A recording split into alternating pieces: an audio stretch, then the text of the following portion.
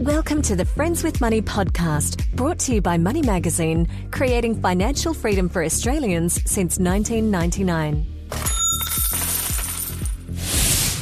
Hello and welcome to the Friends with Money podcast, your weekly pod to help you save and make more money. My name is Michelle Baltazar and I'm the editor-in-chief here at Money Magazine. Thank you for joining us. Now, last week, we did an episode on how to have an epic retirement. And you guys loved it so much that we thought we'd follow it up with another great episode on how to save more for your future through your superannuation. It's all part and parcel of our current Love Your Super campaign. Now, those of you who started listening to us from day one of Friends with Money would have heard us cover some of the same facts we're covering today. But this time, we are going to expand our conversation to include revealing these figures from ASFA, a leading superannuation body, on what kind of money you do need to budget for once you decide to quit full-time work. Yep, I've got a date for that. Quitting full-time work, yes. Retiring, yes. And more on that later. We also want to switch the conversation from talking about super as if it is a lump sum retirement nest egg, but rather as a source of regular income.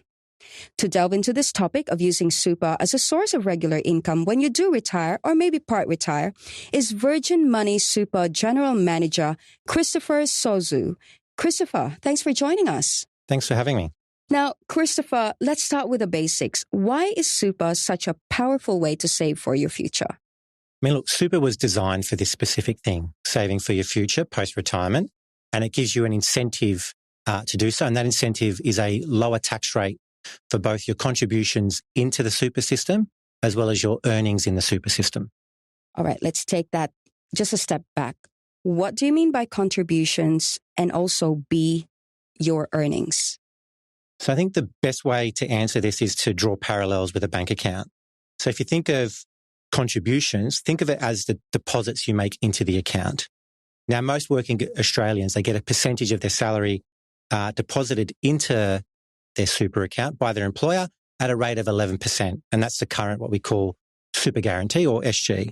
You can also make additional contributions or deposits to your account to help grow your balance faster as you would in a savings account. So in short, contributions are the deposits you make into the account. Now, when we look at earnings is equivalent to the interest you earn on contributions you make to your account. Now, with super, your balance just doesn't sit there. It's invested in things like shares, property, and other asset classes. And these investments, they make returns, either through changes in value of the investment or through payments through such as dividends. And collectively, we refer to these as the earnings. And so over time, not only does your super balance grow through the contributions you make to it, but also through the earnings that the investments make. It's kind of a win-win. You are getting savings through your contribution, but on top of that, those same contributions are working extra hard for you through those earnings. So that sounds really good. And thanks for giving such an easy to understand explanation. Now, you mentioned there that this is within super, and everyone knows that superannuation is taxed at 15%. So that's 15. Why does that matter? Look, when you invest outside of super, then the earnings you make on that investment will be taxed at your personal tax rate. Now, an Australian earning the average salary of $89,000 has a tax rate of 21.8%, excluding the Medicare levy. So for $1,000 of earnings, you will pay $218 in tax. For an investment inside of super, where earnings are taxed at 15%, then $1,000 of earnings will be $150 in tax. Now, that difference may not seem like a lot, but when you apply that to 20, 30, 40 years of an investment horizon, and also to all the earnings over that and then compound it, that can make a really big difference in what you have at the end by investing in super as opposed to investing outside of super. I think I can add to that. There are some statistics out there that say, for example, you are in your 20s and you've got a modest superannuation balance of, say, $6,000. So you calculate that you're really looking at savings of maybe $120 or something along those lines. But once you are in your 70s, for example, so as of this year, you are looking at an average of $240,000 in your superannuation balance or your bank account, like you said. And that's when it gets really powerful. Now, going back to earnings, because we obsess about earnings here at Money Magazine, you don't necessarily get great returns every year. And I know that we have listeners out there who would have read newspaper articles about Armageddon and your supers losing money and all of that. Can you just give some context around what that means in the long term? You're correct. And most investments, returns vary year on year. And look, most super funds offer you a choice of how you invest. And so, a high risk investment option or higher risk investment option that invests in things such as shares and property, they will have periods of negative return as compared to a more lower risk investment such as cash. Now, remember, super is a long-term investment. For most people, they get a super account when they start their first job at, let's say, the age of 18, and then they don't draw down on that until they reach a retirement age of 67. So that's nearly 50 years. I mean, that is long-term. And history shows that the high-risk investments will, over an extended period of time, produce returns that far outweigh any negative returns you'll experience through that time period. And that is why, an advisor will say to you, don't panic in a down market, ride the wave if you are invested indeed for the long term. Yes. Don't panic. Unlike me, when I looked at my share trading account a couple of weeks ago, and I'm going, oh my goodness. But that is the up and down of the markets on a daily basis or a monthly basis. But I really want to stress this because here at Money, we do our Love Your Super campaign. Super is long term. And I remember when the Australian share market index was at 4,000 points. And now it's at 7,000 points. Who knew, right, that it would even get to 7,000? So that's a really good tip there on how over time it just kind of evens out. Now that we have established how a typical superannuation fund balance grows over time, I now would like to ask you, before we even get to the idea of viewing super as an income, is there a magic number? How much do you really need when you reach retirement age so that you don't feel nervous if you know that you're not going to get that paycheck next month? There's no real magic number. And the answer to that is it depends. And the starting point is understanding what your expectations are of your lifestyle in retirement, what's important to you, how you want to spend your time. And as scary as this sounds, how long you expect to live post-retirement. Now, once you understand your lifestyle that you want to have and for how long, then you can figure out what you need from your super. As a guide, the Association of Superannuation Funds of Australia, or ASFA for short, they estimate that to live a comfortable lifestyle in retirement, a couple would require an income of approximately $70,000 per year. An individual would require an income of approximately $50,000 per year. Now, this equates to a super balance at retirement of a combined $690,000 for a couple, or for a single $595,000. Now, there is other groups out there that estimate different numbers. We know that the Super Consumers of Australia, they come up with their own figures based on ABS research on what retirees actually spend. And they estimate a super balance of retirement at $402 for a couple, $402,000, I should say, for a couple, and $302,000 for an individual, assuming that they don't pay rent or mortgage. Those feel like realistic numbers. And may I add, here at Money Magazine, we did our own number crunching because we really wanted to dispel the myth around the fact that you need $1 million to retire comfortably. But like I said, what do you mean by comfortable varies depending on your own lifestyle. Right. Yeah, yes. Exactly right. All right. Thank you for that. Now, let's go back up to talking about that little point you just made about depends on, one, what your lifestyle needs are, but two, whether you own your own home or you have assets versus someone who's still renting out and retiring at the age of 67, which is, as of this year, the time you can withdraw your super. Yeah, that's right. And so if you are renting, and you do retire before the age of 67, whether that's voluntary or involuntary, you do need to factor that into your calculation. So, a comfortable lifestyle for someone who is renting versus someone who isn't renting means they're going to need more money to cover the rent. And so they'll need a greater income, they'll need a greater balance. If you are fortunate to be in home ownership, then, you need a lower income to sustain that. Mm. And you can do some rough calculations. So, for example, if it's $700 per week of rent, that's $2,800 times 10. So you're looking at an additional $28,000 of income roughly. Per year. Per year. Okay. Now, is it true that I need more in super as people live for longer? Because I'm told that anyone who's in their 40s now can live well into their 90s and still playing tennis. Look, I think it's a well-accepted fact that Australians are living longer, and that, according to the Australian Institute of, Health and Welfare, women who are 65 today are expected to live to 88 years old, and men who are 65 today are estimated to live to 85 years old. And, that will continue to change as, we advance in medicine and other things. So, as I mentioned earlier, thinking about how long you expect to live and how long you want to maintain an active retirement lifestyle, because you won't always be active in retirement, and therefore you need to fund an active retirement lifestyle.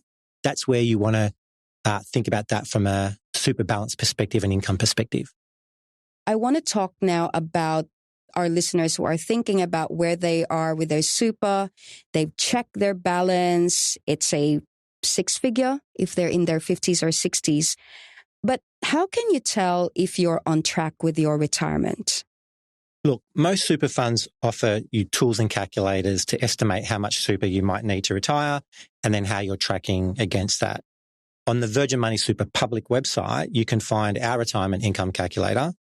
It is a great tool. It asks you a whole number of questions. It helps you give an indication of what you might need for retirement, how long your super is expected to last, and how you're tracking against that. So my short answer is use your super fund. They've got the tools available for you.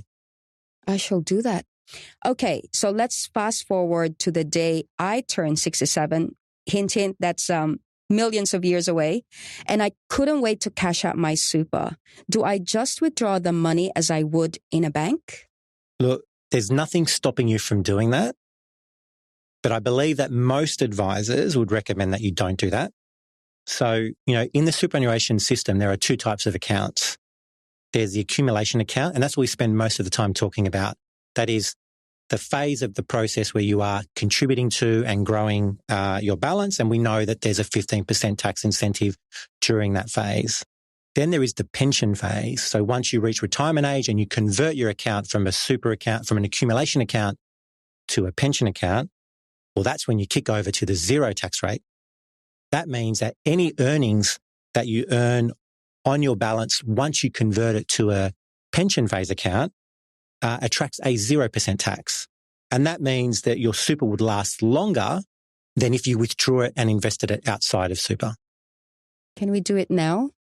Just 0% on my earnings. Zero tax, I mean. I love you, ATO. If you're listening to this, I'm just joking. Can we just take a step back? I know that people are familiar with the term superannuation, but not really the idea of it turning into a pension account. Yeah, so pension phase just means that you are no longer contributing to your fund and that you're starting to draw down on it to fund your lifestyle. So you've reached retirement age, you've converted it to pension phase, and you're treating it as a source of income, and you're withdrawing money to fund your lifestyle. So you're withdrawing your $70,000 a year, but you might be doing that not in a lump sum, but once you get like your salary, like your wage. So you keep it still in your super fund. You're not taking it out. You're not taking it out. Yeah. It's just changed from what would be an accumulation account, an account that you can add to, into a pension account, an account that you draw down from. Now, what this means is that your balance should last longer if it's invested in the system as opposed to out of the system. An example of that would be, assuming you retire at the age of 67 with $595,000 in super, a 5% return on your balance will create earnings of $29,750 tax-free. Now, if you took your money out of super, invested it the same way, then you got that 5% return, then your return would be $27,555 after tax. So there's about a $2,000 difference there. Now, I say approximate because when you're outside of super, there are other things to factor in, such as do you have other investments and other earnings? And does that change your marginal tax rate?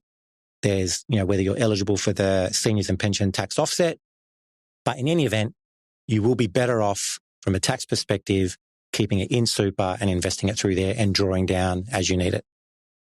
Now, there's new research as well that the way people work and live is very different today than it was, say, a decade ago. Some people take like a 2-year career gap, or some people take extended parental leave.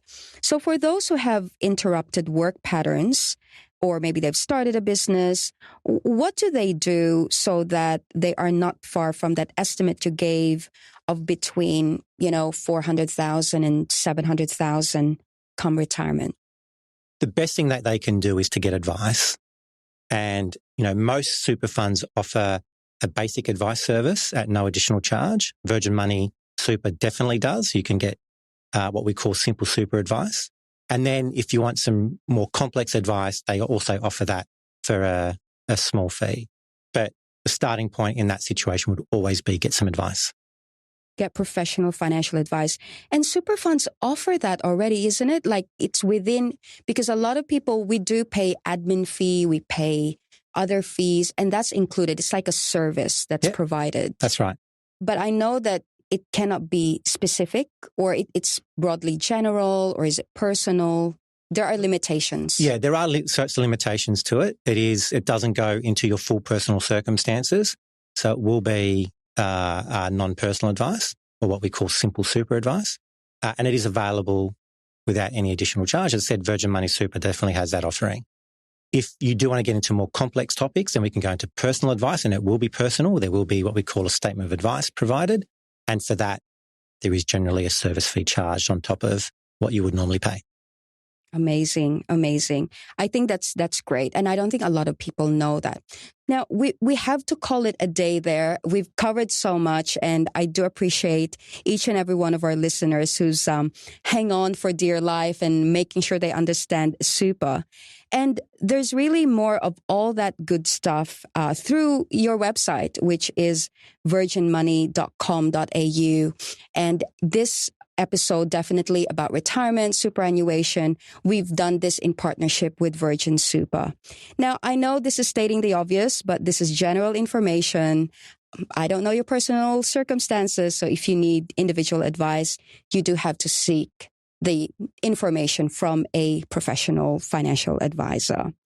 So now, thank you so much again for joining us today, Christopher. Thanks for having me. It's been a pleasure.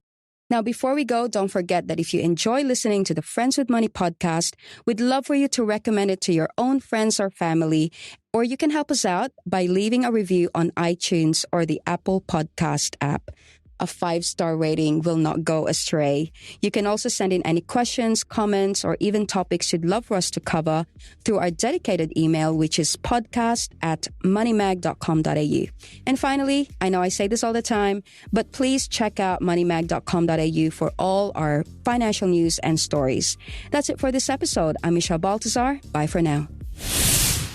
Thanks for listening to the Friends with Money podcast. For credible, independent and easy to understand financial commentary, visit moneymag.com.au.